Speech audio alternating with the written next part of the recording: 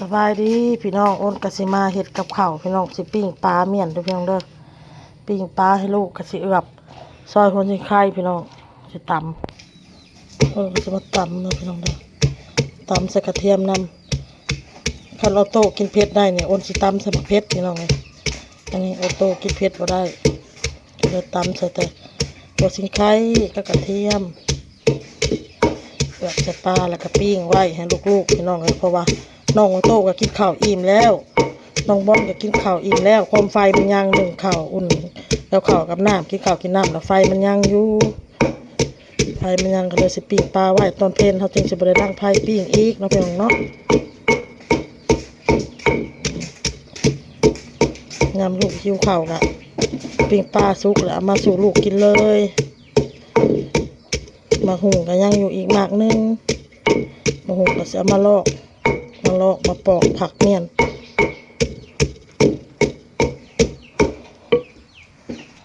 น้องบอลสบายดีนะลูกสบายดีป้าลูกผักโรงเรียนน้องบอลกะมื้ออื่นกับผักมื้อไปโรงเรียนต่อมีแต่เสื้อผ้าแหละเก็บออกมาแม่สิซักแม่สิปั่นให้นี่บอกเบิ่งเท่าน้อยๆนี่บัดปันแล้ววันนี้บัดแล้ววันนี้สบายดีป้าลุงวันนี้แม่น้องวันกับปิ้งปลาเด้อเดี๋ยวแม่เขาก็ไปเรียบร้อยเดี๋ยวป้าลุงนี่กับแม่น้องวันก็ที่แม่ล้างถ้วยเด้อป้าลุงล้างถ้วยล้างจนน้ำมาโต้น้ำเก็บจนน้ำใหม่สบายดีพี่น้องเมี่ยนน้ำนี่แหละแต่ละมื้อพี่น้องเลยต้นกาว่านนี่เขาบริถ่ายให้เบิ่งย่านFCอันเมื่อว่าถ่ายย่านได้กันลากทั่วแต่ในสิ่งเสร็จแต่ในสิ่งนี่ให้เบิ่งเขาว่าเนี่ยแต่เฮียนนี่ให้เบิ่งเขาว่าลากทั่วเนี่ยพี่น้องลากเสร็จสิ่งไว้ปิ้งปลาเมี่ยนทำหูออกมาย่ำไว้มันจากตำเขาก็เอามาตำโลดสิเอาโต้ก็คือเก่าตามเคยพี่น้องเลยเล่นน้ำมันออกมาข้างนอกนี่แหละเล่นน้ำ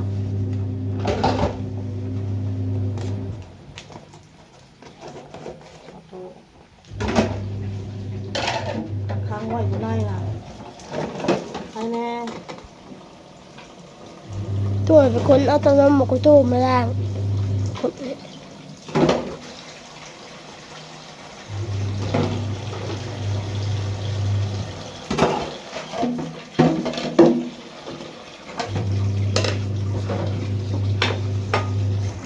สบายดีป้าลุงแม่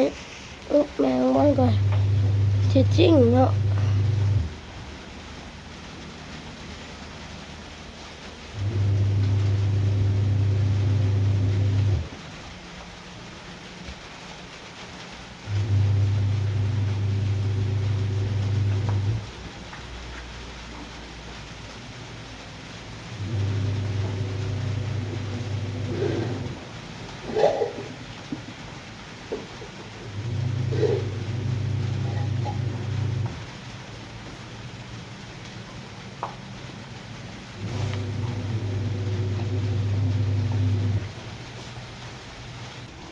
ปลากระปิ้งอ่ะพี่น้องข้างนี่สิสุกแล้วเนี่ยอีกข้างหนึ่งปลามันบ่อยากนะปานใด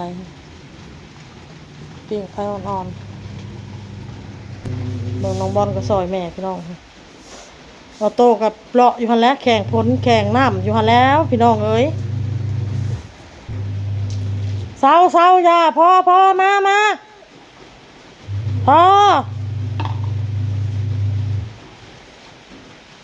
พอมาโตมาไปไว้เบิ่งปัดปลาเริ่มปัดเป็นเลยแหละปัดไปนั่นแหละลูกเอ้ยฝนตกลิ้นเลยพี่น้องเอ้ยสักผ้าสักแพร่กระตากไปนี่แหละตากตามนี่ไปมันหักสิแห้งเองน้องพี่น้องเนาะ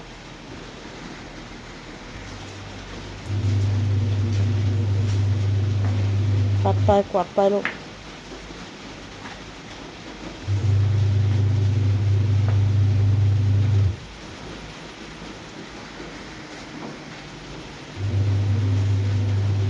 ปัดเห็นมันนั่นแหละ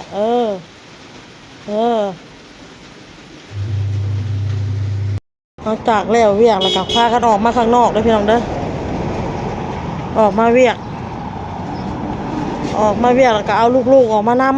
ำเท่านั้นสิบ่ได้เอามานำแล้วสิปะไว้อยู่นำทาบอนพี่น้องเอ้ยบ่ได้อันนี้ดื้อแห้งแอบผุ่นลูกเอาตัวนี้ให้น้องบ่เอาดิโดแพ็ค1ไปลูกไปเอาแพ็ค1โลดเอาแพ็ค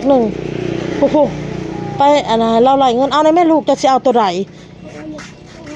ยากอะดิจะสิเอาหยังแหละเอาแม่บอกค่ะเอาแนวไอนะเอากระแลมได้บาดนี่ไอเด้บ่เศร้าบ่เลิกบ่ลาจักเทื่อ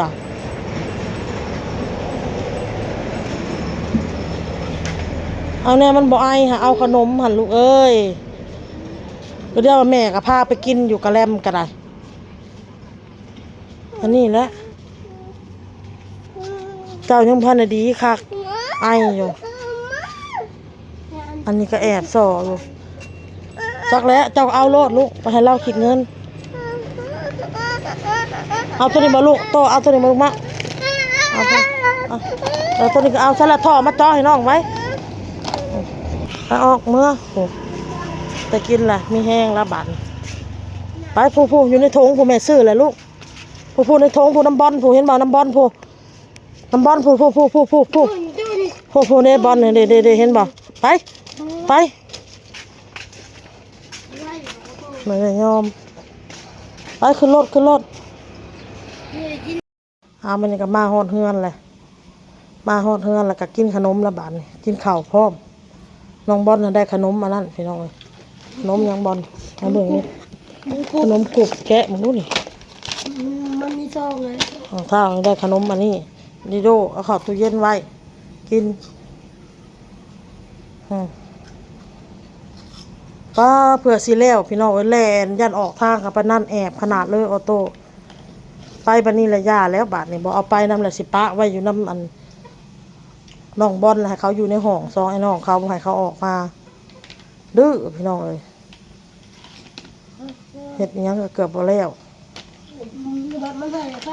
หลักไปคันเห็นกับบ่ได้อีกให้อยู่หันสักอยู่หันคันเห็นก็ต้องหลักไปเท่านั้นคิดถือนี่ไรตากเครื่องไล่เครื่องอยู่พี่น้องเลยตากเครื่องแล้วก็สิพาลูกไปลิ้นเฮือนไปเถามอนเพิ่นซื้อเป็ดมาเพิ่นเฮ็ดเป็ดกินเนาะ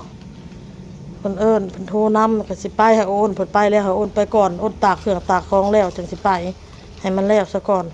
ไปน้ำหลังสบายดีป้าลูกกินข้าวลูกไปใส่ทางนั่นเลยไปใส่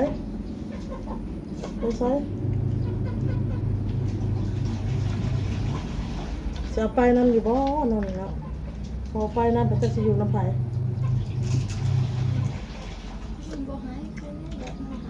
มันดื้อตรงนี้ก็ออกมาเล่นน้ำมีระเบิดป้าอยู่นอกเล่นน้ำออกมานอกกระเบื้องเลยตอนนั้นไม่เบิ่งโทรทัศน์บนนั้นก็แอป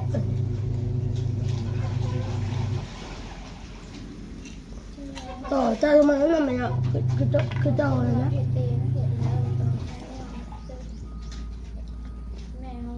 คันมาบนชั้นได้ยืนบัตรนะบัตรสปอร์ตกับติงโตคือแต่บ่ได้ยังเราก็ยังพลเห็ดยังไงนอกจากสมโนครัวมาแล้วเรียบร้อยเขาจึงเห็ดหายนี่เขาจะมาเฮ็ดเองแม่เขาไปลองขับรถเองบ่ได้ใส่ลูกหลานเขาไปบ่ไปเป็นตัวทางมือ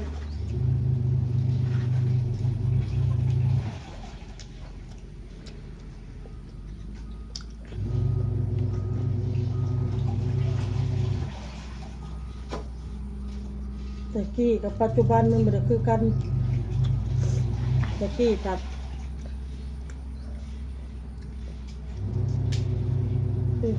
ป้ากับบริเวณมีตลาดยังมากมายเป็นสาวโสด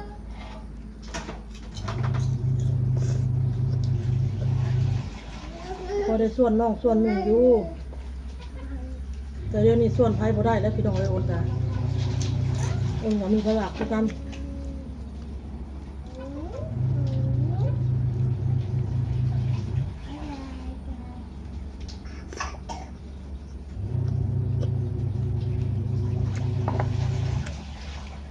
โอเคแหละพี่น้องเอ้ยคลิปนี้ไปก่อนพี่น้องพ่อให้คลิปหน้าจ้าสบายดี